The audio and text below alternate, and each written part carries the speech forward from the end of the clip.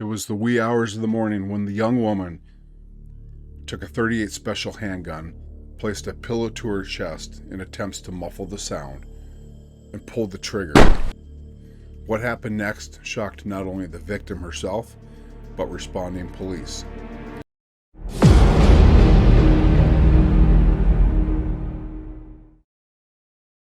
Hi, this is Darren Fredrickson with Team Guardian and creator of the Master Surveillant Training Program, which provides professional surveillance training for public and private investigators. In addition, I'm a board certified protection professional. I've also co-authored 7 books in the police science related fields.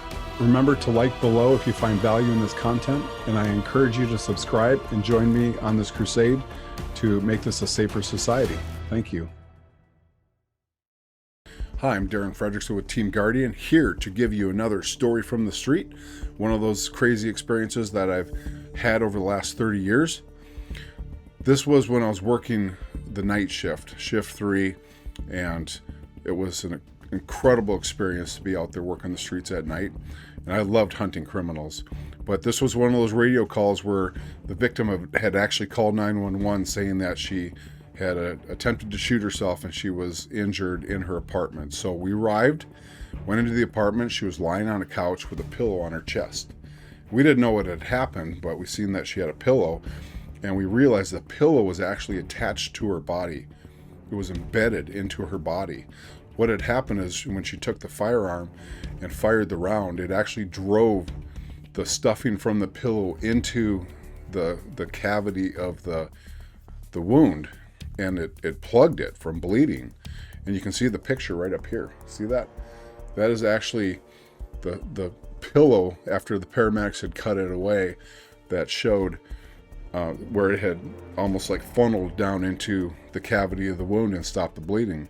And there you can see the sample .38 round that she had fired, and that was actually one of the rounds from the handgun.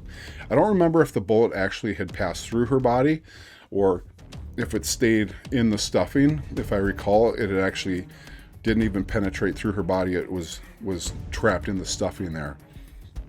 So this is one of those bizarre things. She did survive. She was transported to the hospital. She survived. She got counseling and therapy, and she went ahead and had a successful life as far as I know. But it was one of those crazy things that you see in patrol. What's kind of a little known fact is and I've been to other suicides.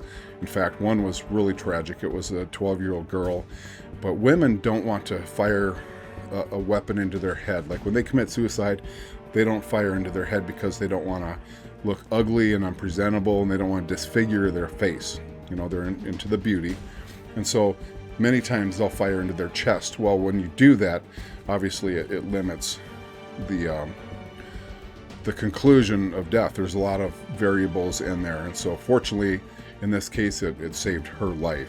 But anyways, this is just one of those crazy stories. I hope you enjoyed it. If you like stories like this, go ahead and share this with your friends, hit subscribe, and stand by for many more stories. I have hundreds and hundreds of cases and case files that I just started going through, that I've accumulated over the last 20 plus years.